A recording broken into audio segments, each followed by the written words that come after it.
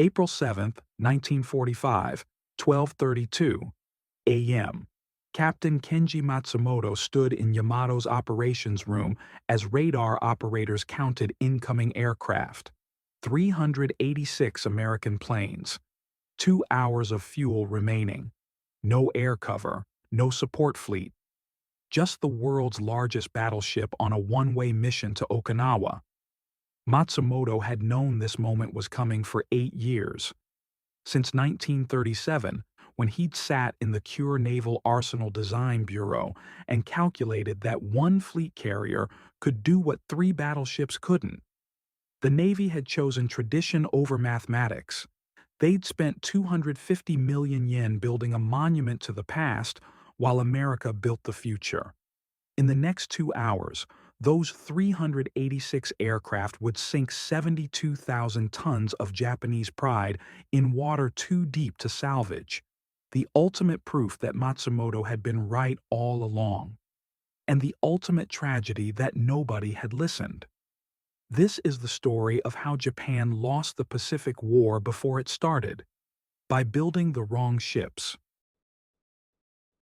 If stories of courage and ingenuity move you, please like and subscribe. Every subscription helps us honor the memories of those who served. Kenji Matsumoto graduated from Tokyo Imperial University in 1935 with top honors in naval architecture. 26 years old, brilliant with stress calculations and hydrodynamics, assigned to the Kure Naval Arsenal as junior engineer under chief designer Kikuo Fujimoto. His first project, the secret super-battleship that would become Yamato. The assignment was an honor. Every naval architect in Japan wanted to work on Project A-140, the battleship that would surpass anything America or Britain could build. 18-inch guns, 72,000 tons, armor that could stop any shell afloat. But Matsumoto had spent his university years studying something else, the Washington Naval Conference of 1922. He'd read every page of the treaty that limited battleship construction. He'd analyzed what Britain's Royal Navy was building. And he'd noticed something the admirals hadn't. Britain was building more carriers than battleships. His mentor at university, Professor Hideki Tanaka, had said something Matsumoto never forgot. The nation that controls the air controls the sea. The battleship is beautiful engineering, but beauty doesn't win wars. When Matsumoto arrived at Kure in April 1936 and saw the preliminary designs for Yamato, he understood the magnitude of what Japan was attempting. The largest battleship ever conceived, main battery that could hit targets 25 miles away. Price tag, 250 million yen.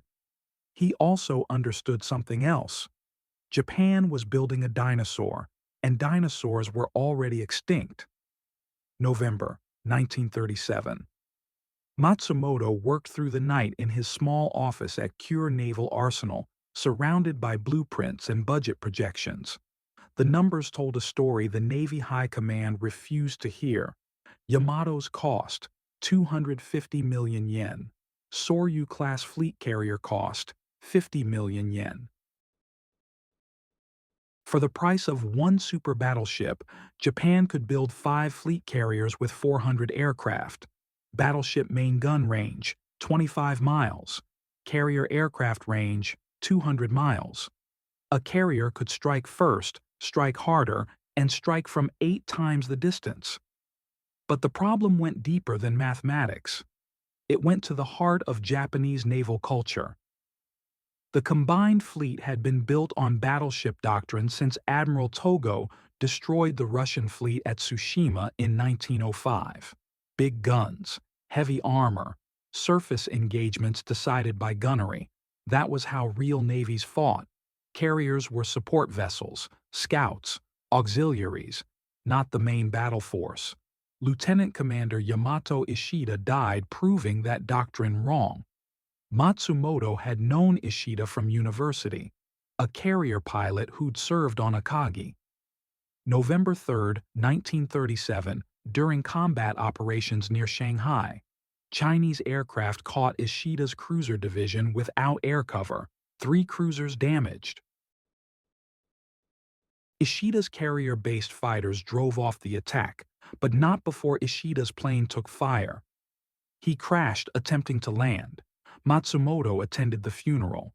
Ishida's widow received the condolences of admirals who still believe carriers were secondary vessels.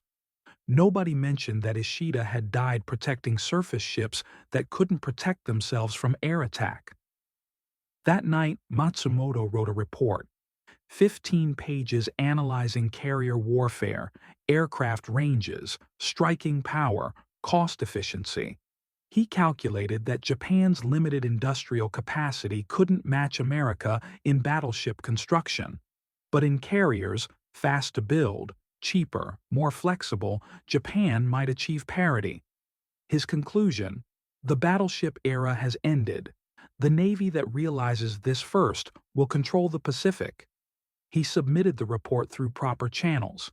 It reached Vice Admiral Isoroku Yamamoto, commander of the Combined Fleet Air Force.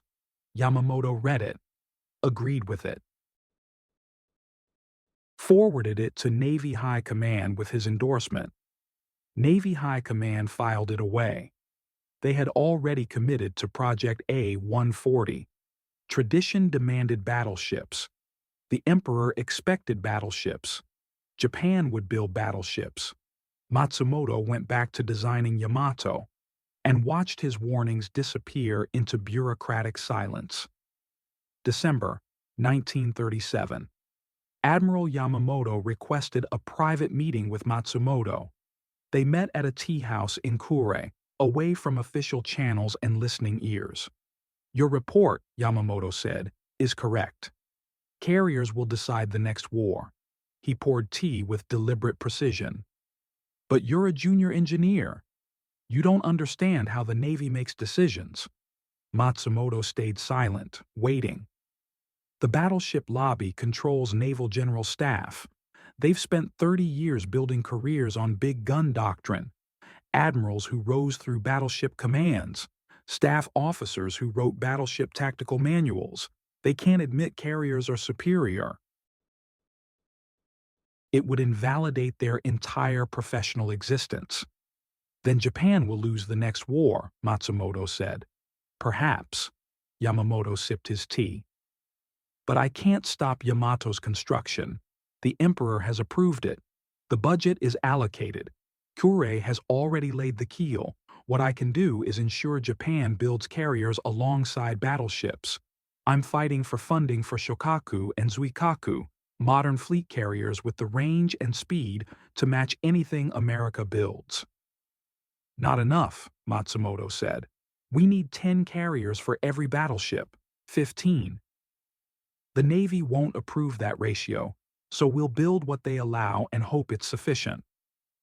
Yamamoto set down his cup. "Continue working on Yamato. Make her the finest battleship possible, but understand what she represents. She's insurance against surface action, a deterrent, a floating fortress for worst-case scenarios.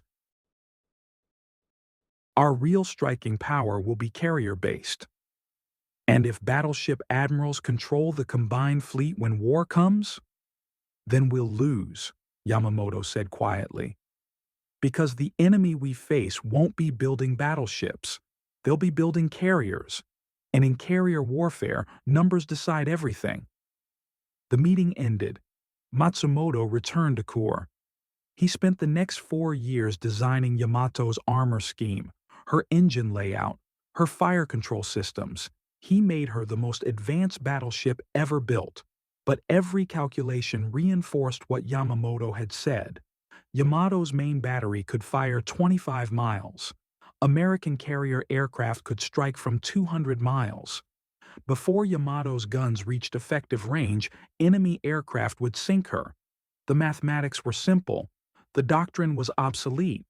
And nobody with the authority to change course had the courage to do it. By November 1941, Yamato was ready for commissioning, 72,000 tons. 9 18-inch guns, 2,700 crew, Japan's most powerful weapon, and, Matsumoto knew, Japan's most expensive mistake.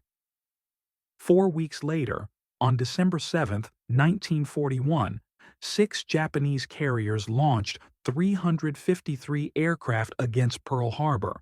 They sank 4 American battleships in 2 hours without exposing themselves to counterattack.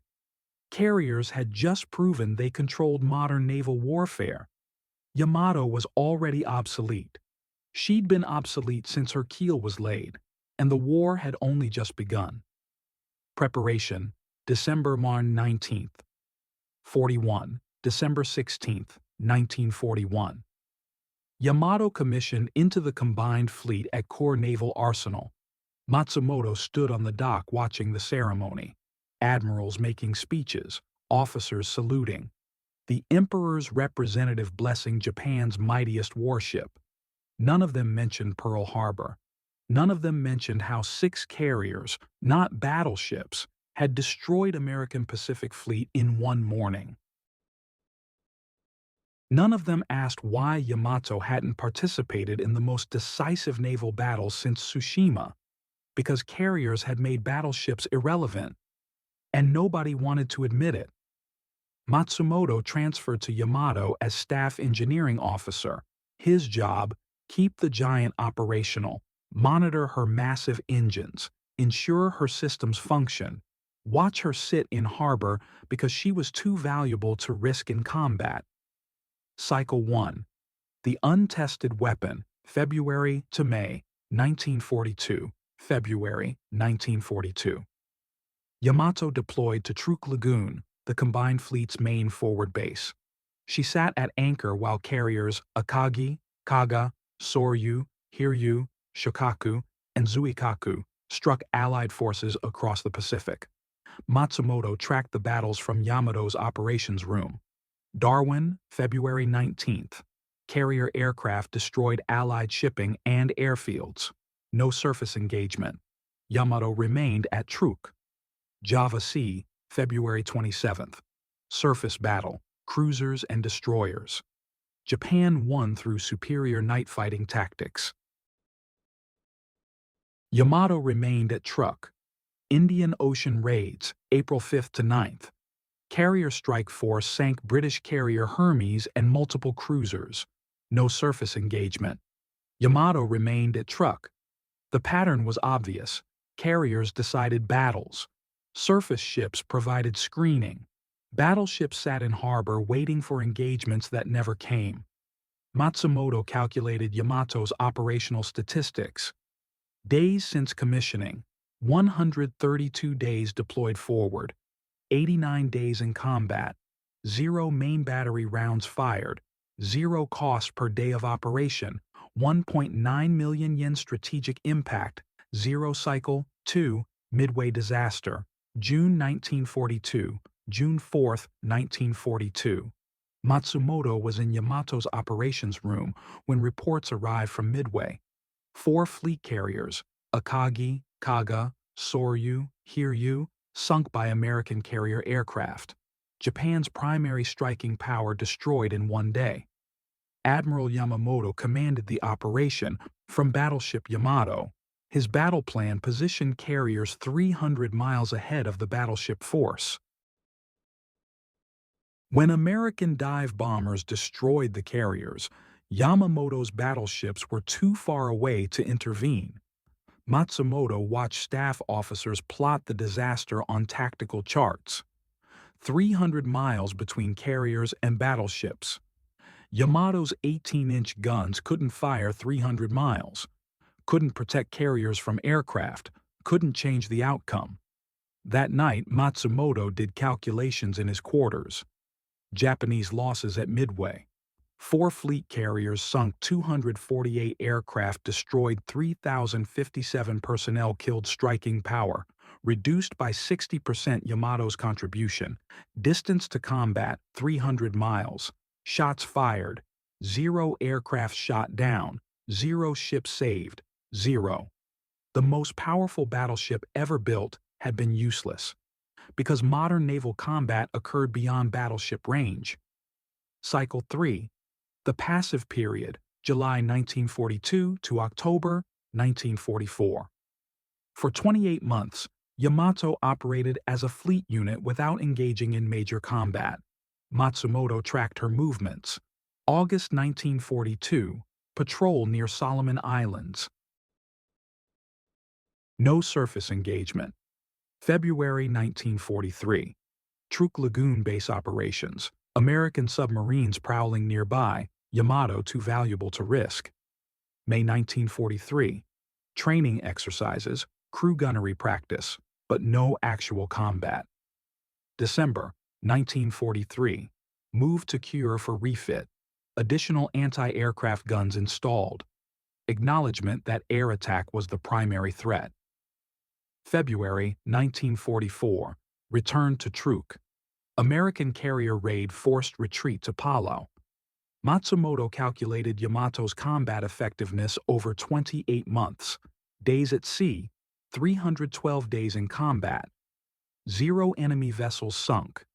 0 cost of operation. 1,596 million yen return on investment. 0. But the strategic situation was deteriorating. American carriers were multiplying. Essex-class fleet carriers, each carrying 90 aircraft, joining the Pacific Fleet monthly. By October 1944, America had 15 fleet carriers operational. Japan had 4. The carrier ratio Matsumoto had predicted in 1937 was becoming reality, but in reverse.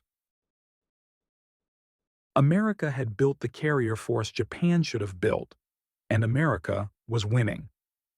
Cycle 4. Leyte Gulf, October 1944. October 24, 1944, 8 a.m. Yamato finally entered major combat at the Battle of Leyte Gulf. Matsumoto was at his engineering station when the order came. Engage American forces in Philippines waters. The plan: Japanese surface fleet would break through to American landing forces at Leyte and destroy vulnerable transports. Yamato would use her massive guns against targets that couldn't shoot back. 8:30 a.m. American reconnaissance aircraft spotted the Japanese force in Sibuyan Sea. No surprise, no stealth. Just a straightforward advance into waters controlled by American carriers. 10:26 a.m. First American air attack. Dive bombers from carrier Intrepid. Matsumoto felt Yamato shudder as bombs hit forward deck. Anti-aircraft fire filled the sky. Tracers, shell bursts, smoke. But the aircraft kept coming. Battleship Musashi, Yamato's sister ship, same design, same armor, took concentrated attack. Matsumoto watched through binoculars as dive bombers and torpedo planes swarmed her. 12:07 a.m. Second wave. More torpedo bombers. Musashi maneuvering violently, but taking multiple hits. Her massive armor couldn't stop torpedoes that struck below the waterline. 3:10 p.m. Musashi listing heavily, taking on water faster than pumps could handle. Her engine still running, but her hull compromised by 19 torpedo hits and 17 bomb strikes. 7:36 p.m. Musashi capsized and sank. 72,000 tons of battleship destroyed by carrier aircraft. Same design as Yamato? Same armor? Same fate waiting? Yamato survived Leyte Gulf through luck and superior damage control. But the battle proved everything Matsumoto had calculated 7 years earlier. Surface engagement results. Yamato fired 104 main battery rounds at American escort carriers distance, 10 to 20 miles. Hits scored. 0 confirmed American carriers escaped. Mission failed air attack results. Musashi sunk by carrier aircraft. Yamato damaged, but survived Japanese fleet, forced to retreat. American landing forces untouched. Carriers had won. Battleships had lost. And Japan had sacrificed Musashi for nothing. Cycle 5. Tengo Operation, April 1945. April 6, 1945, 4 p.m. Matsumoto received his final engineering orders. Yamato would sortie for Okinawa on a one-way mission. No return fuel, no air support, no escort carriers, just battleship Yamato, light cruiser Yahagi, and 8 destroyers against the entire American Pacific Fleet. The order was suicide. Everyone knew it. But Japanese doctrine demanded one final surface attack, one last demonstration that battleships still mattered. Matsumoto calculated fuel loads that night. Fuel capacity, 6,300 tons. Fuel loaded, 2,500 tons, 40%. Range, one way to Okinawa. Return possibility, 0. They were building a coffin for 2,700 men and calling it Strategy. April 7, 1945, 8:23 a.m. American submarine spotted Yamato's force leaving inland sea. Position reported to carrier task forces.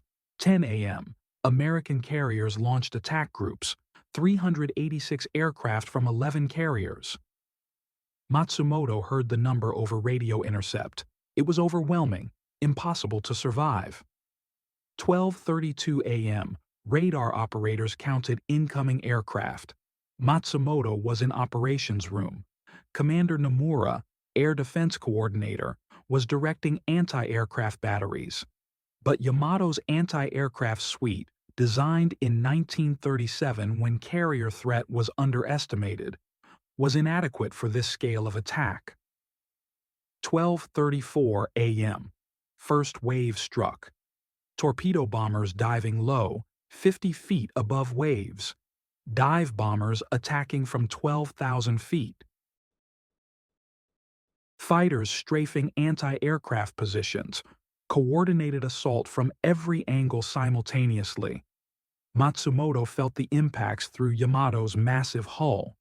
Torpedo hits port side, bombs striking superstructure, near misses creating pressure waves that buckled plating. The mathematics of destruction played out exactly as he'd calculated 8 years earlier. Yamato's defense, anti-aircraft guns, 152 barrels of various calibers, maximum effective range, 3 miles, effective duration, 8 minutes before aircraft closed range, ammunition expenditure, 2,350 shells, aircraft destroyed, estimated 10 American attack, aircraft, 386 total torpedo bombers, 98 dive bombers, 132 fighters, 156 attack duration, 2 hours coordination, perfect 12:41 a.m. 3 torpedoes hit port side simultaneously. Yamato listed 5 degrees. Damage control parties flooding starboard compartments to counter flood. But torpedoes kept coming. 12:46 a.m. 2 more torpedoes port side. List increased to 15 degrees. Steering compromised. Speed reduced to 18 knots. Still operational, but losing maneuverability. Matsumoto ran through damage control stations. Water flooding number 4 boiler room. Casualties mounting. Engineering crews trying to maintain power, but pumps couldn't keep pace with flooding. 1:02 p.m. Massive explosion amidships. Multiple bombs penetrated deck armor simultaneously. Magazine detonation. The thing Yamato's armor was designed to prevent. 1:05 p.m. List reached 25 degrees. Matsumoto knew the geometry. Past 30 degrees, capsizing was inevitable. No counter-flooding could save her. 1:23 p.m. Final torpedoes struck. List exceeded 30 degrees. Commander ordered abandon ship. Men scrambling for exits. Water rushing through damaged compartments. Matsumoto made it to main deck. Yamato rolling onto her side. Men jumping into water. Oil fires spreading. The world's largest battleship dying exactly as he'd predicted in 1937.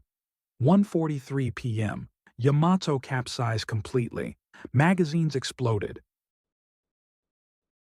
The blast created a mushroom cloud visible 100 miles away.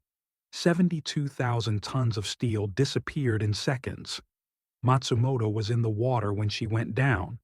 He watched the final explosion, the ultimate proof that carriers had won, that battleships were obsolete, that Japan had spent 250 million yen building a monument to the wrong era. Results: time from first attack to sinking, 71 minutes. Torpedoes hits, 11 confirmed, possibly 13 bomb hits, 6 confirmed, multiple near misses, crew killed, 2,498 of 2,700 American aircraft lost, 10 American pilot deaths, 12. The most heavily armored battleship ever built had lasted barely an hour against carrier aircraft. The mathematics Matsumoto calculated in 1937 had proven absolutely correct. Matsumoto floated in oil-slicked water for 3 hours before destroyer Fuyuzuki retrieved him. 141 survivors from Yamato's crew of 2,700, 5% survival rate. He was transferred to Sasebo Naval Base on April 10. Medical examination, minor injuries, severe exhaustion, psychological shock, but physically intact. On April 12th, Naval Intelligence debriefed him, 4 officers asking detailed questions about Yamato's final moments, attack patterns, damage assessment, why the armor failed. Matsumoto gave technical answers. Torpedo attack overwhelmed counter-flooding capacity. Coordinated strikes from multiple angles exceeded defensive fire coverage. Magazine detonation, unavoidable when enough bombs penetrate deck armor simultaneously. Then the senior intelligence officer asked, "Could Yamato have survived if tactics had been different?" Matsumoto looked at him. "No. The only way Yamato survives is if she never left port. Carrier aircraft control the Pacific. They've controlled it since Pearl Harbor, since Coral Sea, since Midway. We built the wrong ships. We lost the war before it started." Silence in the debriefing room.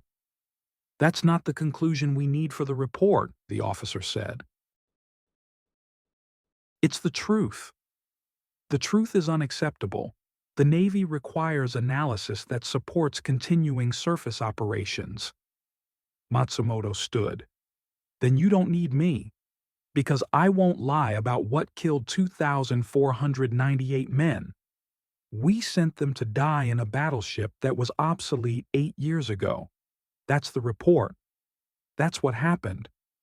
He was dismissed from Naval Intelligence the next day, transferred to shore duties at Kure, spent the final months of the war working on damage assessment as American carriers destroyed what remained of the combined fleet. On August 15, 1945, Emperor Hirohito announced Japan's surrender. The war ended. Yamato was gone. Musashi was gone. The entire battleship force that was supposed to dominate the Pacific, destroyed by carrier aircraft. Matsumoto calculated final statistics. Japan's super-battleships constructed 2, Yamato, Musashi. Combined cost, 500 million yen. Major surface engagements 1. 0 strategic impact, negligible. Both sunk by carrier aircraft. The mathematics had been correct all along. The lesson of Yamato spread through every major navy, though most had learned it already. United States Navy, America's last battleship, USS Missouri, commissioned in 1944. But by then, America had already built 24 Essex-class fleet carriers. Admiral William Halsey said in 1945, "The battleship has become an expensive escort vessel for carriers. It has no independent striking power against an enemy with air superiority." The U.S. Navy had learned the lesson at Pearl Harbor. From the receiving end, Japan's carriers had destroyed Battleship Row in 2 hours. America responded by building carriers, not more battleships. By war's end, America had 28 fleet carriers operational. Japan had 0. British Royal Navy. Britain commissioned HMS Vanguard in 1946, their final battleship. But Royal Navy had shifted focus to carriers years earlier. After German battleship Bismarck was sunk by carrier aircraft in 1941, British Admiralty concluded that even the most powerful battleships were vulnerable to air attack. Post-war construction focused exclusively on carriers. Soviet Navy. Stalin wanted battleships for prestige. Soviet shipyards laid down Sovietsky Soyuz-class battleships in 1938. All construction halted in 1941 when Germany invaded. Never resumed. Soviet Navy focused on submarines and eventually, decades later, carriers. One student of Yamato's fate, a young American naval architect named William Garsky, studied Yamato's design after the war, examining salvage reports, survivor testimonies, damage assessments. His 1985 book, Battleships, Axis, and Neutral Battleships in World War II, detailed exactly how carrier aircraft had defeated Yamato's armor scheme. Garsky concluded, "No amount of armor could protect battleships from concentrated carrier air attack. Yamato's designers created the most heavily protected warship ever built. But they were solving the wrong problem. The threat wasn't enemy battleships, it was aircraft, and aircraft attacked from angles and ranges battleship armor wasn't designed to resist." From the enemy's perspective, American intelligence had known Yamato's specifications since 1942, partially through code-breaking, partially through reconnaissance, partially through analyzing battleship capabilities. They knew she displaced 72,000 tons, knew about the 18-inch guns, knew about the armor, and they considered her irrelevant. Admiral Raymond Spruance, commanding 5th Fleet, said in April 1945 when told Yamato was sortying, "Let the carriers handle her, she's just another target." American carrier commanders didn't fear Yamato, they saw her as opportunity. A massive, expensive, slow target that couldn't effectively fight back against air attack. When the order came to sink her, carriers launched 386 aircraft not because Yamato was threatening, but because she was there. The Americans had learned what Matsumoto calculated in 1937. Carriers controlled range. Carriers controlled the tactical situation. Carriers decided outcomes. Battleships were expensive heritage vessels that no longer determined naval warfare. By April 1945, sinking Yamato wasn't a strategic necessity. It was a demonstration. Proof that the battleship era had ended. Proof that Japan had lost the Pacific War by building the wrong ships. Matsumoto survived the war, returned to civilian life in Kure, the city where Yamato had been built, the city where 2,498 men had been sent to die. He worked as consulting engineer for reconstruction projects. Japan needed bridges, not battleships, needed infrastructure, not warships. His expertise in structural engineering, developed designing Yamato's armor scheme, translated well to civilian construction. He married in 1947, raised 2 children, lived quietly in a small house overlooking Kure Harbor. Every morning, he could see the empty slipway where Yamato had been launched. He rarely spoke about the war. When asked, he gave simple answers. "I worked at the arsenal. I designed ships." He didn't mention which ship, didn't mention the calculations he'd made in 1937, didn't mention watching 2,498 men die because the Navy had chosen tradition over mathematics. In 1952, American naval architects interviewed him for historical documentation. They wanted technical details about Yamato's armor scheme, her engine design, her fire control systems. Matsumoto provided specifications, explained the engineering decisions, gave them everything they asked for. At the end of the interview, the lead American architect said, "Yamato was an incredible engineering achievement. The most advanced battleship ever built." Matsumoto was quiet for a moment, then said, "She was an incredible waste. We spent resources building one battleship that could have built 5 carriers with 400 aircraft. We lost the war before it started because we built monuments instead of weapons." The Americans included that quote in their report. Matsumoto lived to age 81, died in 1990.